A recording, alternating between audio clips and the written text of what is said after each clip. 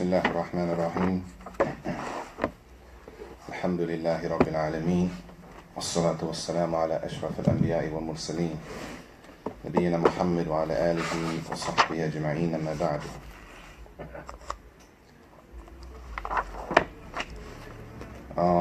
We'll continue with Kitab al-Jami', the book of Adab from Bulugh al-Maram, the chapter of Adab. In last class we did the halal and the haram are clear. The hadith that the halal is clear and the haram is clear. And between the halal and the haram are things that are not clear, mushtabihat.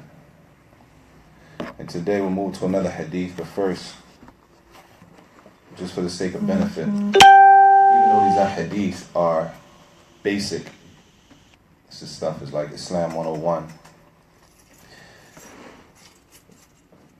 This is the way that scholars become scholars, by going through the smaller books, the smaller, shorter information first, and then moving to the next level, and then moving to the next level.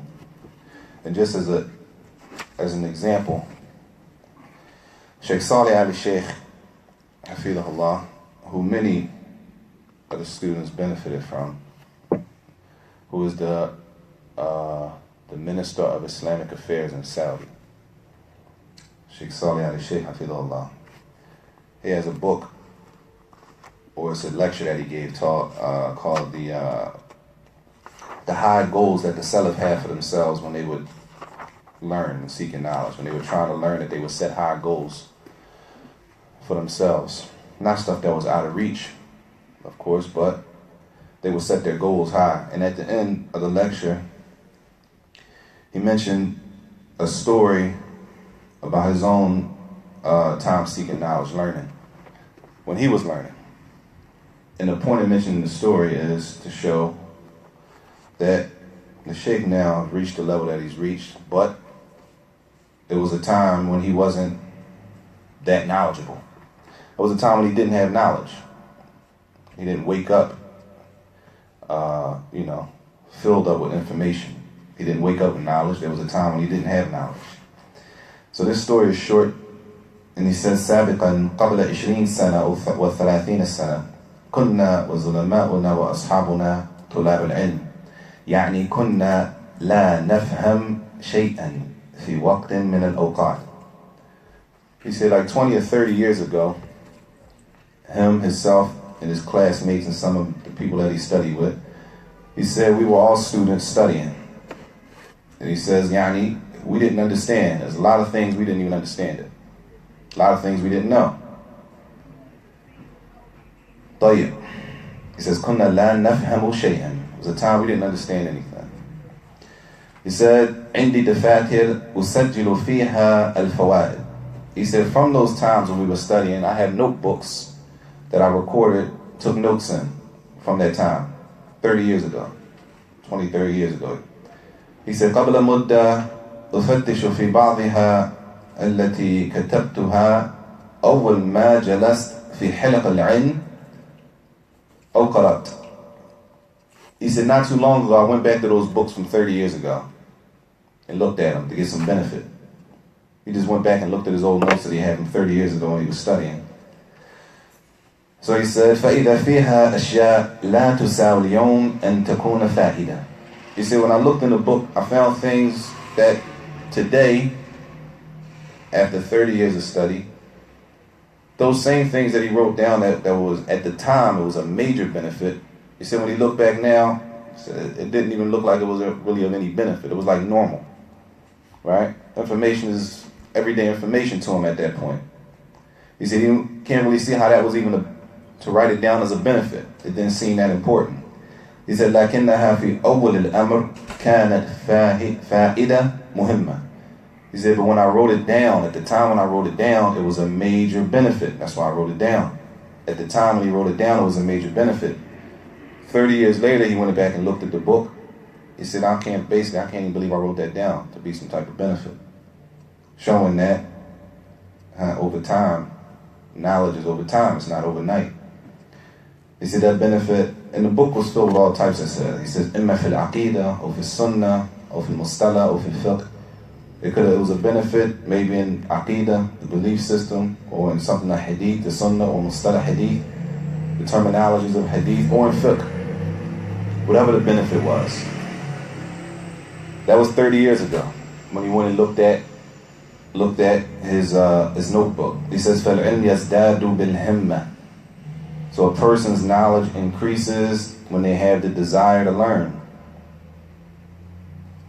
When the person has the desire to learn, their knowledge will increase, inshallah. He says, in that time it was a benefit. In that time when he wrote it down, it was a benefit. And then he says, it's going to be a time when the ulama يذهبون فيبقى من يبقى للأمة يبقى للمسلمين من يحمل هذه الأمانة. It's going to be a time when as the Prophet ﷺ said, the scholars are going to die. The ulama are going to die off. And when the ulama, the scholars, die off, he's saying now, who is going to carry on and carry the knowledge? Man yahmil kitab wa sunnah. Who's going to carry the kitab and the sunnah? Who's going to continue to teach the kitab and the sunnah when the scholars of Islam die? So the point is that there was a time he didn't know anything. And it took time. It wasn't an overnight process. 30 years he went back and looked in the book and saw, okay, that's like baby. It's like baby information now. But 30 years ago when he wrote it down, it was a serious benefit. So he says, when that time comes, man yahmil al-fiqh, who is going to carry this information of the religion? Man yahfadh al-Nabi sallallahu alayhi wa sallam ilmahu fil ummah. Who are going to be the people that continue to pass on the knowledge of the sunnah of the Prophet sallallahu alayhi wa sallam for the ummah, for the Muslim nation? And he's talking to students that were sitting in front of him. He says, Antum, you are. The people that are learning. The people that are learning the religion are the people who are going to eventually carry on the knowledge to the next generation as people die. He says, إِذَا مَا حَفِظَهُ أَهْلُ الْعِلْمِ وَجَدُّوا فِي ذَلِكَ مَنْ يَحْفَظُهُ. If the people of knowledge are not the people that are guarding the knowledge, then who are the people who are going to safeguard the knowledge of the Prophet ﷺ? And he said, I fear that there's going to come a time, as it came in the hadith of the Prophet ﷺ. He says, قول النبي عليه الصلاة والسلام, the statement of the Prophet ﷺ, إن الله لا يقبض العلم انتزاعا من صدور العلماء ولكن يقبض العلم بقبض العلماء. That the Prophet ﷺ said in the hadith in Sahih Bukhari and Muslim, that Allah does not remove knowledge just by taking it out of the hearts of the people. That it's not just erased. Knowledge is not erased from the hearts of the people. He said, لَكِنْ يَقْبِضُ الْعِلْمِ بِقَبْضِ الْعُلَمَاءِ. That knowledge is removed when the scholars of Islam die. When the scholar dies, the knowledge that he has dies, it goes with him.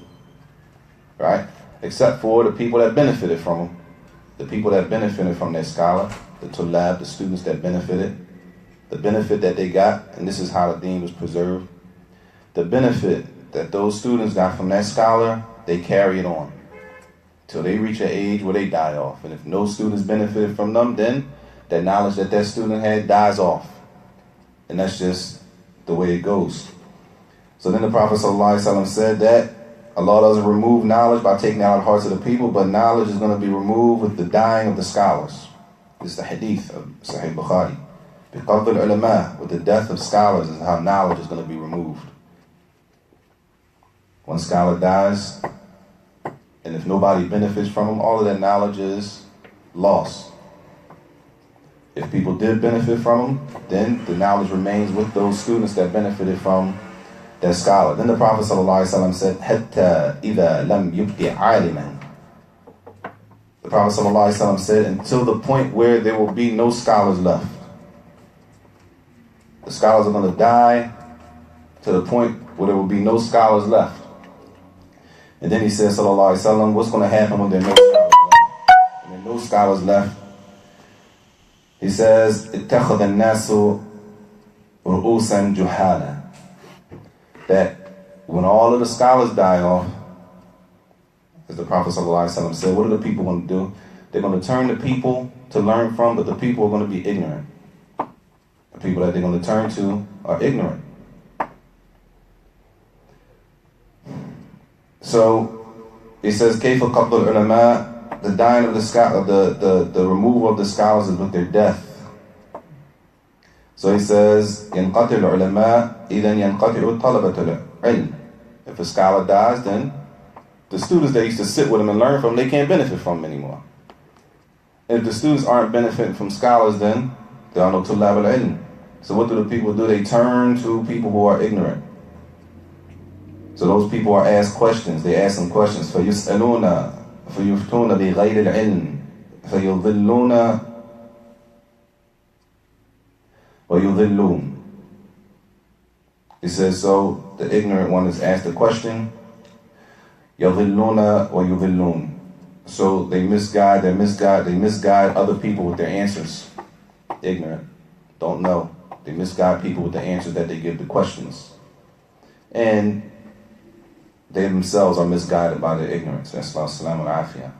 And this is just a brief benefit that even though these are hadith, these hadith are basic hadith. These are not like real deep hadith. These are simple, basic hadith. This is like Islam 101. But this is how the scholars of Islam became scholars, by going through the basics first. Going through the basics first, and when the basics are mastered, then they will move to the next level. And the next level includes everything that was in level 1, and then it gives you some extra. Everything that is in level 1 is inside of level 2. Right? Everything that is in the first book is going to be in the second book. But the second book is going to have some additions to it. So these are hadith. Even though they're simple, a lot of times we may have heard them, it's a benefit because this is the way, this is the tariqah, this is the minhaj that the scholars of Islam learn, and this is the way they teach, that we learn the basics first, and then if Allah gives us the tawfiq to master the basics, then we move on to something a little more detailed. In this book, Bulugh al-Maram, this chapter, Kitab al-Jami', which is on adab, is from the basics of the life of the everyday Muslim. This is basic stuff. This is basic Islamic behavior that a lot of us are lacking.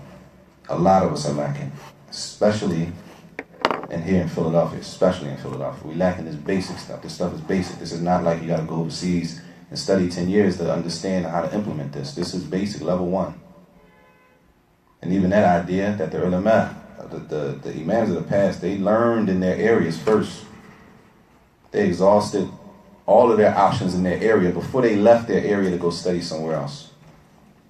And you'll find the students that are strongest, when we went in school, the students that were strongest, they were ones who did the most studying in their homelands first, and then they came to Mecca and learned. But they had already studied home. They benefited from the people in their locality first. So when they came to Jamia, they were already, for us, a lot of them were light year ahead of us. They were way ahead of us.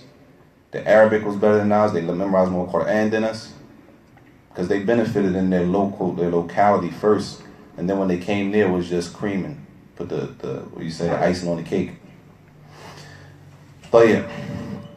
This hadith is عن أبي سرمة. عن أبي سرمة رضي الله عنه قال قال رسول الله صلى الله عليه وسلم من ضار مسلما ضاره الله ومن شاق مسلما شاق الله عليه أخرج أبو داود والترمذي وحسنه. That the Prophet صلى الله عليه وسلم said, whoever harms a Muslim, Allah will harm that person. Whoever harms a Muslim, then Allah will harm him, the one who harmed the Muslim. وَمَنْ شَاقَ مُسْلِمًا, whoever puts a Muslim in a difficult situation, شَاقَ اللَّهُ عَلَيْهِ, then Allah will put that one in a difficult situation. Allah will make things difficult for that person. Hadith is in Abu Dawud and At-Tirmidhi. طيب. من ضار مسلما, whoever harms a Muslim, يعني أوقع به ضر, that he caused some harm to him, and that harm could be in numerous ways. He says, فَلَا يَجُوزُ لِلْمُسْلِمْ أَنْ يَضُرَّ أَخَاهُ الْمُسْلِمِ. It's not permissible. Sheikh Salih Fawzan says it's not permissible for a Muslim. Simple, this is basic. It's not permissible for a Muslim to harm another Muslim. Simple. It's not really difficult concept. فَإِذَا ضَارَّهُ يَعْنِي أَوْقَعَ عَلَيْهِ الضَّرَرُ. So if he harms a Muslim, how? He says, فِي نَفْسِهِ أو فِي مَالِهِ. Whether it has to do with the person physically harming them, or their money, their wealth harming them. If a person does this, فَإِنَّ اللَّهَ جَلَّ وَعَلَى يَضُرُّهُ جَزَاءً لَهُ وَعُقُوبَةً لَهُ. Then Allah will harm that person as their reward for harming their brother. And that's the hadith. That man ضَارَ مُسْلِمًا ضَارَهُ اللَّهُ. That whoever harms a Muslim, then Allah will harm that person that harmed the Muslim. Man shaqa Musliman, whoever makes things difficult on the brother, the Muslim, shaqqa Allahu alayh, then Allah will make things difficult for that person. So he says, whether that harm is in their wealth, taking their money without haqq, without unjustly, in their nafs, physical harm. So Shaykh Salih says, وَيَنْتَصِرُ لِعَبْدِهِ الَّذِي وَقَعَ عَلَيْهِ الضَّرَرُ. And Allah will aid the one that was harmed. Allah will make the person who was doing the harming, the one who tried to harm his brother, Allah will make things hard for that person. And Allah will help the one that's being harmed. He says, وَهَذَا وَعِيدٌ شَدِيدٌ. And this is a serious threat from the Prophet ﷺ. This is a serious threat from the Messenger ﷺ. أنه لا يجوز للمسلم أن يضر أخاه المسلم بأي نوع من أنواع الضرر. That is not permissible for a Muslim to harm another Muslim with any type of harm. Anything that's going to bring harm to another Muslim isn't permissible. بل قال صلى الله عليه وسلم, but the Prophet صلى الله عليه وسلم said in another hadith, لا ضرر ولا ذرار. لا ضرر ولا ذرار. Don't harm people, and the person that is harmed not to return that favor. I'm going to give him what he gave me. لا ضرر ولا ذرار. And that's a whole qaida in itself. That many principles are extracted from that hadith. لا ضرر ولا ذرار. الواجب على المسلم نحو أخيه المسلم أن يبذل له النفع والخير. It was obligatory on the Muslims is to try to benefit their brother, to try to benefit your brother with good. This is what is obligatory. أما العكس, as far as the opposite, trying to harm one another, ويلتمس له الضرر فهذا يخالف الأخوة الإسلامية. He said, as far as trying to harm each other, he said this goes against the Islamic brotherhood, the brotherhood that Islam commands us with. Trying to harm one another goes against that. Simple. It's not. Yes. Is that the proof for offering dua for a person when they harm you or wrong you, if your property, your honor, or your blood? Is that the proof? No. For, again? For offering dua for a person that harms you. Could that be the proof for it?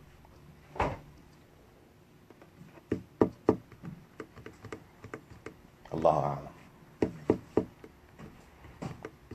Allah. A specific proof for that? Oh, Allah. Allah. There are other things that are closer than this hadith. Like, none of you truly believe until he went for his brother or went for himself. That might be a little closer. If somebody harms you, right?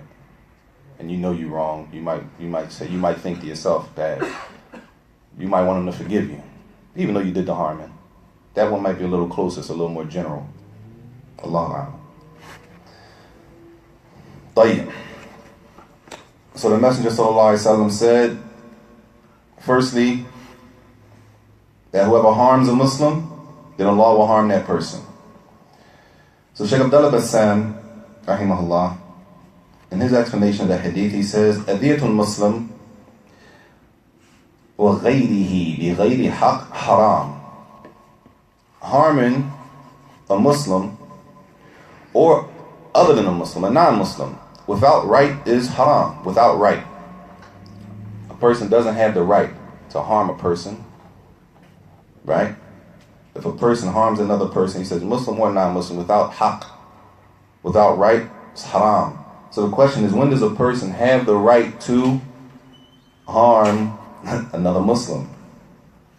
Yeah. There are specific times when a person could be harmed. A Muslim may harm another Muslim. Possible. It's possible when the hudud are carried out, the punishments.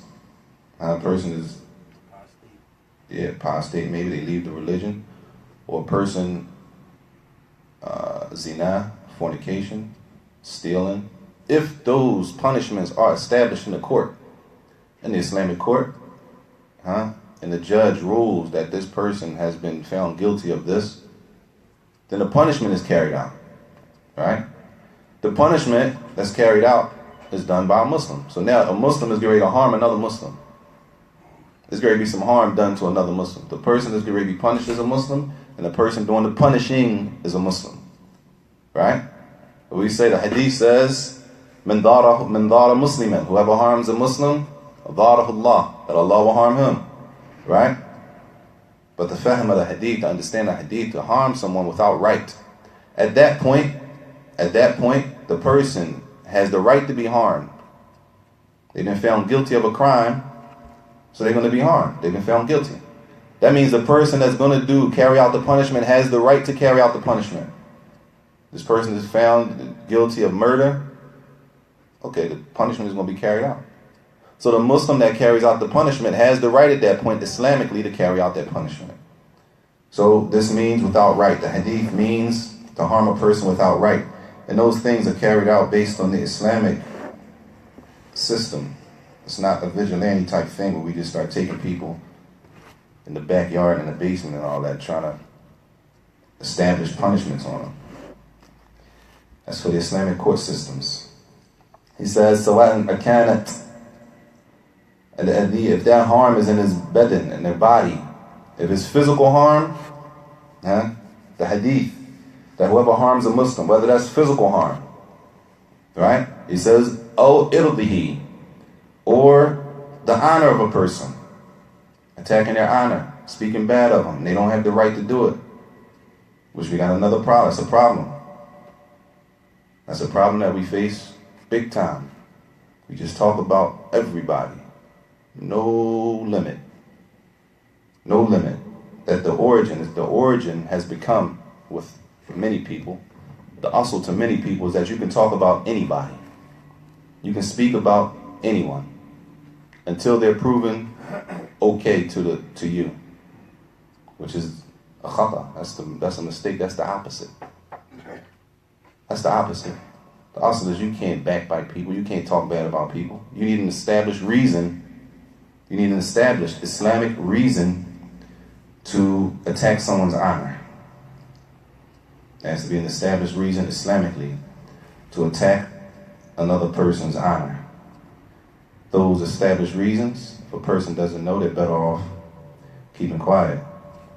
He says, O malihi, or if a person violating a person's money or wealth, O waladihi, or they violate when it comes to a person's children, O ahlihi, or their family. He said, or anything that's going to bring harm to that person. Meaning it doesn't only have to be physical. It could be physical. It could be with their money. It could be with their honor. It could be with their family. Anything that's going to bring harm to a person. And if we really, really, really implemented this, it would build the brotherhood. If we really, really wanted good for each other, then it will only build the brotherhood, because this is the guidance of the Prophet ﷺ. So if he said this, it will work. It works. If it doesn't work, we're doing something wrong. There's no nuqs. There's no deficiency. There's no deficiency in the statement of the Messenger ﷺ. The deficiency is in our implementation, how we carry it out, how we practice. He says, فَمَنْ أَدْخَلَ ضَرَرْ عَلَى مُسْلِمٍ أَوْ ذَمِّ أَوْ مَعَاهِدٍ جَزَاهُ اللَّهُ تَعَالَى مِنْ جِنْسِ عَمَلِهِ. So whoever harms a Muslim or other than a Muslim, a non-Muslim, or a person that may be under contract, they may be under the protection of the Muslims, then Allah will give them, He will reward them based on what they did to that person. They will receive what they deserve to receive. How? بأن يدخل عليه مضرة والمشقة. That Allah will harm that person and make things difficult for them. Make things difficult for them. Sallallahu alaihi. And this hadith is a basic hadith. And it's only like 1, 2, 3, 4, 5, 6, 12 words. 12 words in the hadith. من ضار مسلما ضاره الله ومن شاق مسلما شاق الله عليه. 11 words. Simple. Simple to the point. So Shaykh Fawzan, he continues, says, وَمَنْ شَاقَ مُسْلِمًا شَاقَ اللَّهُ عَلَيْهِ. Whoever makes things difficult, they put their brother in difficulty, or they put their sister, she puts the sister in a difficult situation. فَإِنَّ اللَّهَ يَشُقُّ عَلَيْهِ جَزَاءً لَهُ. Then Allah will reward the person by putting them in hardship. Right? You put your brother in a tight situation, then Allah will put you in a tight situation. That's the reward. Because you get لأن الجزاء من جنس العمل. A person will get a reward for whatever they did. If they did khair, if they did some good, then the reward will be good. If they did some evil to a person, then they receive evil. Their reward will be evil. They will be rewarded with evil. So he says, فَهَذَا فِيهِ الْحَثُّ عَلَى الرِّفْقِ بِإِخْوَانِكَ الْمُسْلِمِينَ. So this hadith shows, Shaykh Salih Fawzan, hafidhahullah, he said this hadith shows the encouragement على الرِّفْقِ, their encouragement to be gentle with your brothers. Allah understand. To be gentle with your brothers, بِأَنْ لَا تَشُقَّ عَلَيْهِمْ, and don't be harsh and put them in a difficult situation. Don't be hard on them. لا سيما إذا كان لك سلطة, especially if you're in a position of not management, a position of you have some authority. You're a position of authority. He says especially if you're in a position of authority. And then he brings another hadith. وقد مر حديث أن النبي صلى الله عليه وسلم قال اللهم من ولي من أمر أمتي شيئا فشق عليهم فاشقق عليه. But the Prophet ﷺ made dua. He made dua against the person who's put in charge of the Muslims, and then when they're put in charge of the Muslims, that they put the Muslims under some difficulty. They're hard on the Muslims and put the Muslims in difficult situation. That the Prophet ﷺ said, "O Allah, whoever is put over an affair for my ummah, they're in charge of something for my ummah, and that when they're put in charge, that they're hard on the people." He says, فَشَقَّ عَلَيْهِمْ, they put the people in a difficult situation. He says, فَشْقُقْ عَلَيْهِ. Hadith is in Sahih Muslim, an Aisha radiallahu anha. If they put the Muslims in a difficult situation, a person is put in authority, and they put the Muslims in a difficult situation, then he said, he asked Allah to put that person who made it hard for the Muslims, put them in a difficult situation. This is dua from the Prophet ﷺ. That shows we got to be easy. We got to be easy with each other. We got to really implement the guidance of the Messenger ﷺ. None of you truly believe until he wants good. He wants for his brother what he wants for himself. That we have to implement that, and not just say it on the lip. Say it with our tongue, but we don't really implement it. So he says, إِذَا كَانَ لِلْإِنسَانِ سُلْطَةٌ فَلَا يَشُقَّ عَلَى مَنْ تَحْتَ يَدِهِ بَلْ يَرْفَقُ بِهِمْ. So if a person is in a position of authority, and the position of authority is not always the imam of a masjid, that's a position of authority. It is a position, but not always. A position of authority is general. It could be in a lot of different places. It could be in our own houses. That our families are under our yad. That the man is in a position of authority when dealing with his family. That a person is gentle with them. He's gentle. Allahumma musta'an. فَلَا يَشُقَّ عَلَى مَنْ تَحْتَ يَدِهِ. Don't be hard on the people that are under your authority. بَلْ يَرْفَقُ بِهِمْ. But be gentle with them. لِأَنَّ الْمَشَقَّ فِيهَا ضَرَرْ عَلَى أَخِيكَ الْمُسْلِمِ. Because if you are hard on them, this is harm on your brother or on your sister. And this includes families, this includes children, wives. It includes all of that. People that are under your authority, that you have some type of rifq, gentleness. It doesn't mean everything goes. But don't put the Muslim in a difficult situation. So now he brings a couple benefits from this hadith. It says, فَهَذَا الْحَدِيث فِيهِ تَحْرِيمُ إِضْرَارِ بِالْمُسْلِمِينَ. It said this hadith shows the impermissibility, that is haram, to harm another Muslim. This hadith proves it's haram to harm another Muslim. As the Prophet ﷺ made a dua, he told us that whoever harms a Muslim, that Allah is going to harm them. So the hadith proved that it's haram, impermissible, to harm another Muslim. And if something is haram, then that means that if a person does do that, if a person does harm another Muslim, that person is deserving of being punished Yawm al-Qiyamah. The haram, if we fall into the haram, and Allah forgive us, we open up ourselves to be punished Yawm al-Qiyamah. So, as-salamu alayhi. He says this hadith also proves tahmil al-mu'minin al-mashaqqa. It also proves the impermissibility, that is not permissible, that is haram, to put your brother or your sister in a difficult situation intentionally. This stuff is intentional. That you intentionally put somebody in a tight situation, a rock in a hard place. Intentionally. Mashaqqa. They put some hardship on their brother or their sister intentionally. He said this hadith also proves that a person will be rewarded for the action that they do. If a person does good, then Allah will reward him with good. If a person does harm to a person or evil to a person, then Allah will give them the reward for that, which is a punishment. He says also, فيه مشروعية الرفق بالمسلمين. The hadith also proves that is legislated Islamically. Islam legislates that we are gentle with the Muslims. That we're gentle with the Muslims. And even though gentleness, a rifq, for a lot of us is not from our culture or upbringing. It really wasn't, the thing to be gentle. You gotta be hard, especially in the type of society. You gotta be hard. You can't really be soft like that. People take advantage of soft people, but we're not telling people to be soft. But when it comes to dealing with your brother, when it comes to dealing with your brothers and your sisters, we don't live by the streets anymore. We don't live by the code of the street when it comes to dealing with the Muslims. We live by the legislation, the divine legislation, the revelation.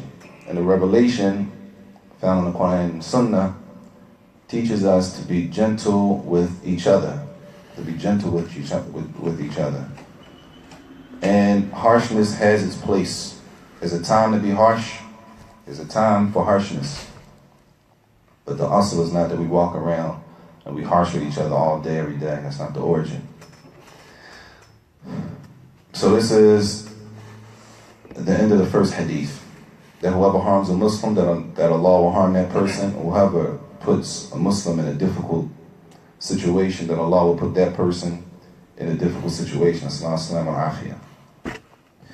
The next hadith, عن أبي درداء رضي الله عنه قال قال رسول الله صلى الله عليه وسلم إن الله يبغض الفاحش البذيء أخرجه الترمذي وصححه. That indeed Allah hates two things. Al-fahish wal-badhi'. And he'll explain what they both are. Al-fahish وَالْبَذِيء.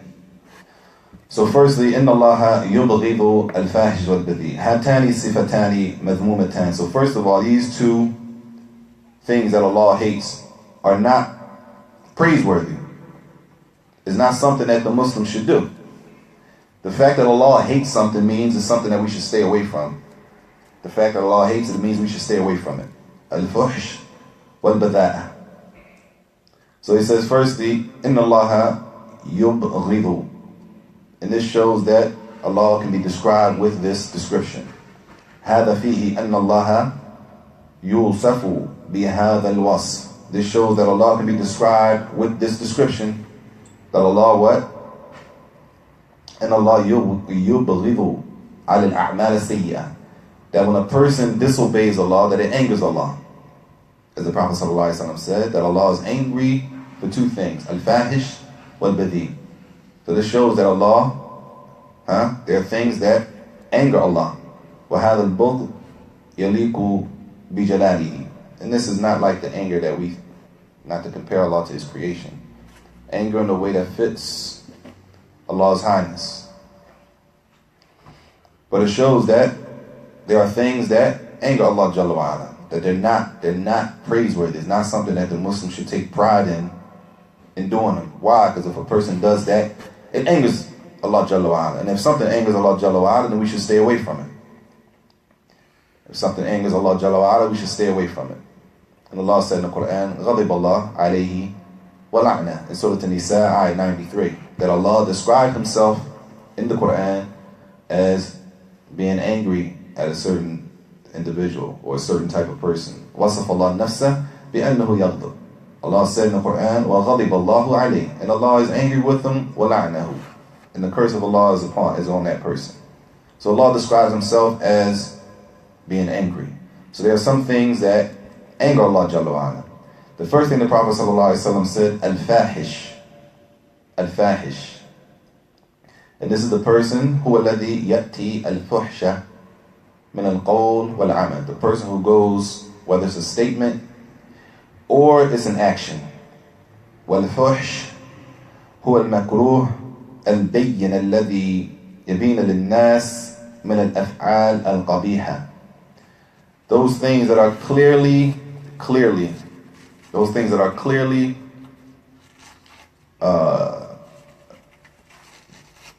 disliked, clearly looked down on, clearly everybody knows that's something evil.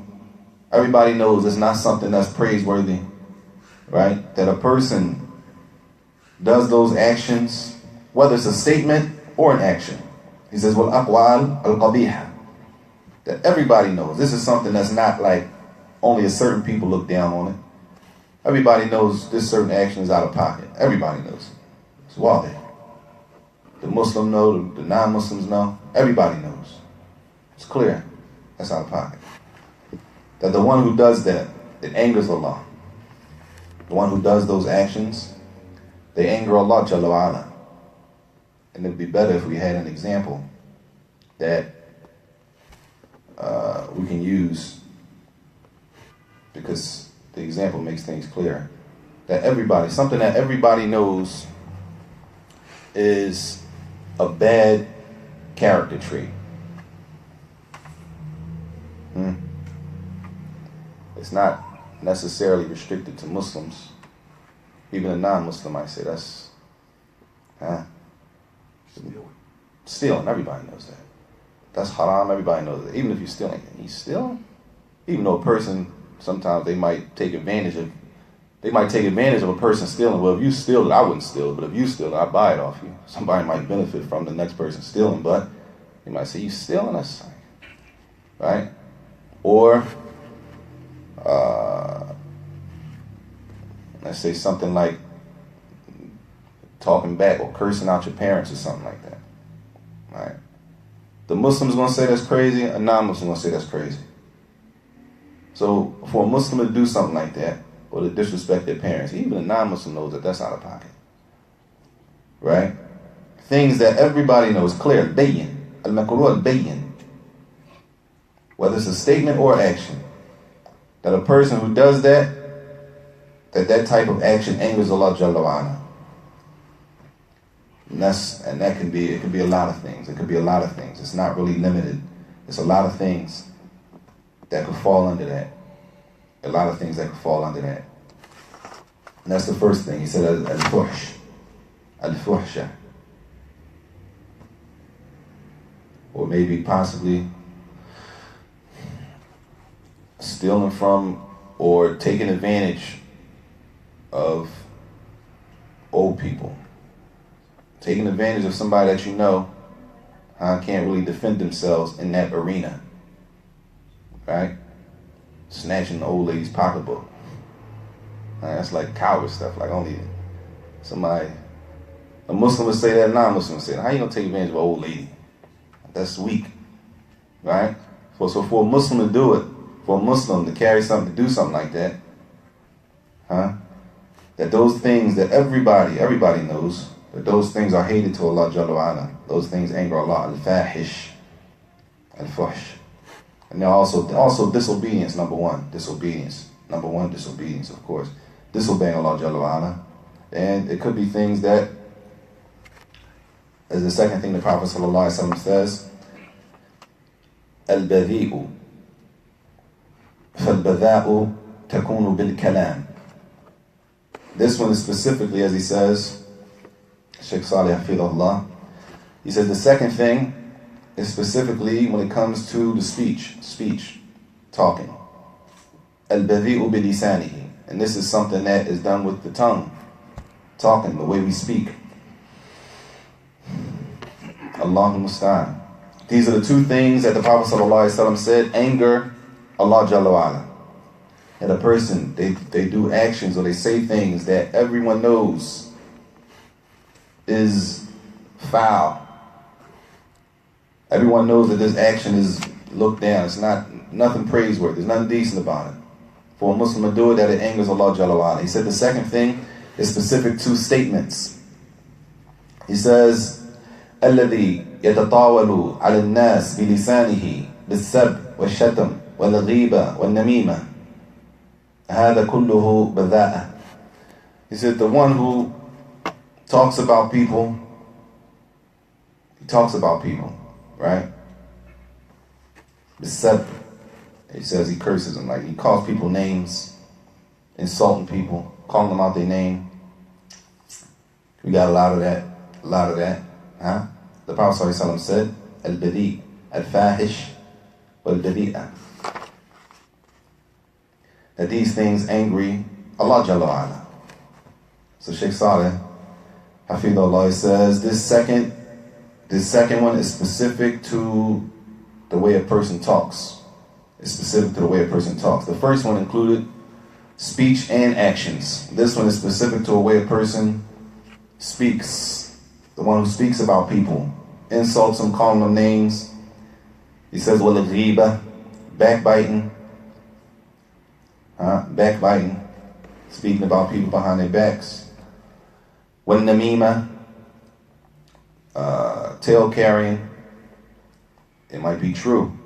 The story might be true, but the point of the brother telling you is to cause fitna, to cause a problem between you and the other brother.